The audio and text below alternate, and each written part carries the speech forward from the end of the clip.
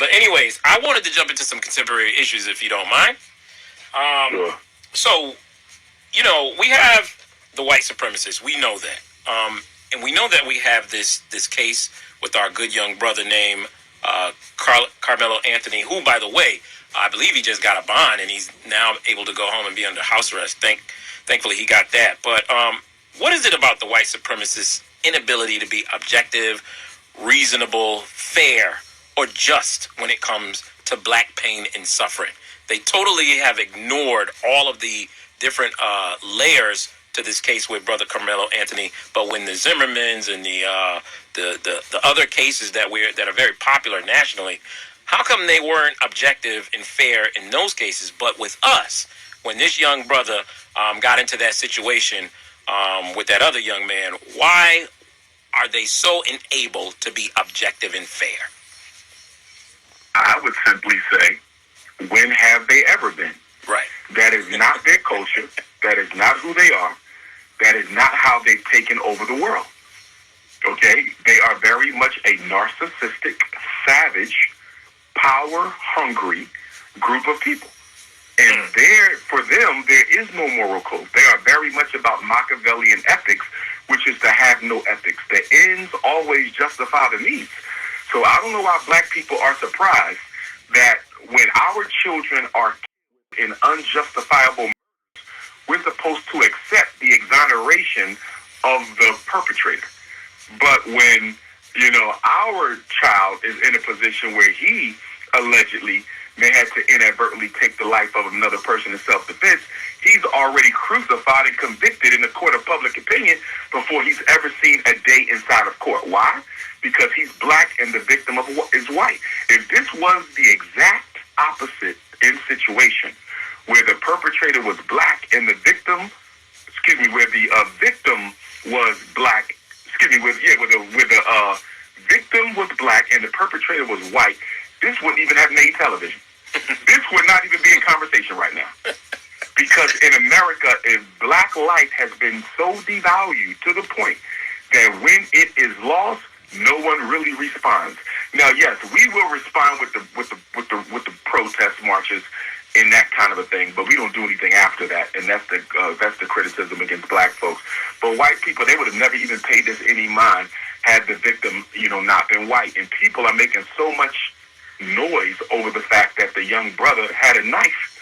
Well, if I lived in Texas and I was 16, 17 years old, I would probably walk around with a knife as well. You're damn right. Texas is one of the most violent states in America. Facts. It's a state where you can open carry without a license. Okay, it is a state that aggressively defends the right of its citizens to always be prepared for combat. Yep.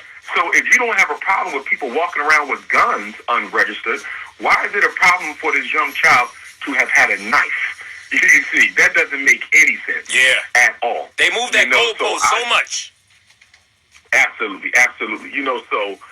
It's a shame. I want to see how this plays out. I want to see what attorneys actually come to the defense of this young man. I hope the same nationally recognized attorneys that come out when we are murdered by police to make that money, that death money, I would hope they come out to defend this young man, because I was part of a case last year. I don't know if you know about this. Well, I wasn't down in Florida? Part of the case. Yes, but I followed it closely, the case of Brendan Depper. Yep, I know about that. Similar situation, but drastically different outcome. In the Brendan Depper situation, he attacked a teacher's aide for taking a video game from him that his IEP specifically stated to never take from him. So she broke the law in violating the IEP, but he was the one who got convicted of the crime. Right. You see, but again, to my point, none of these nationally recognized black attorneys came to the attention of this black boy. And I'll tell you why they don't come to the attention of black boys accused of crimes against white people. It's because it's not sexy. It is taboo. If you want to be famous and comfortable in America as a black person, you don't ever stand in defense of a black person who has ever attacked or assaulted a white person, even if it was in justifiable self-defense. And, unfortunately, we have a lot of cowards in our community.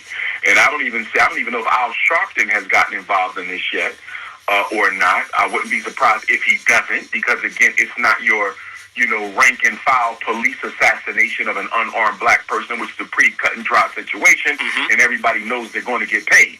This is not that situation. This is a situation where you actually have to defend and stand up for this brother. From what I understand, he's never been arrested, never been to jail, no criminal record. I think he was almost a 4.0 student, allegedly. I heard that. Good kid. But, hey, he was up against two brothers, twins. And again, I don't take lightly the loss of life. I'm sorry that he lost his life. I'm sorry, to the family that they lost a member. But at the same time, had the table been turned and he had taken the life of that young brother, I doubt very seriously if they would have gave a damn at all. So I'm just saying all that to say that I'm standing with my brother until I see that what he did was done out of an unprovoked act of bigotry against that white kid. I believe that he feared for his life. From what I understand, the white kid was much bigger, much stronger. And 220, 6 feet. And say that again. 220 pounds, over 6 feet. Oh, he would have destroyed that little black boy. He would have destroyed that little black boy. And I don't know if Florida has a stand your ground law or not, but even if they don't, they definitely have self-defense laws. Otherwise, they wouldn't be telling everybody to buy guns. So I believe that there's laws on the books there, that clearly will defend and protect that young man, and what he did to protect his life if he gets the best attorney. It all comes down to how hard you fight in court. It all comes down to how hard you fight in court. It comes down to the judge that you get. It's going to come down to where this case is tried. He's been getting death threats. The family has been getting death threats. And I believe that he will not get an opportunity to receive a fair trial if this case is tried in the same county where the murder took place. I think that county is already biased. The fact that the family's getting death threats, the fact that they can't go outside alone, I think that makes it crystal clear that this case cannot be tried in that county. Even if they move it, it becomes a question of exactly where you're going to try the case. It almost harkens me back to the O.J. Simpson case where they had to try that in another county, because of how biased they felt people would be in L.A. County or whatever the murder took place. So we're almost dealing with O.J. again, only this time the victim is a man, not a woman. This is not a romance. And the black male who's accused of the crime, he's not a multi-million-dollar celebrity athlete. Yes, sir. Yes, sir. Thank you for all of that. And sending my blessings and prayers to that young brother and his family, because we know what happened. Brothers and sisters, we know what happened. This is a typical case of bullyism. And when you're white, you right. When you black, get back. You know how it goes. But anyway, so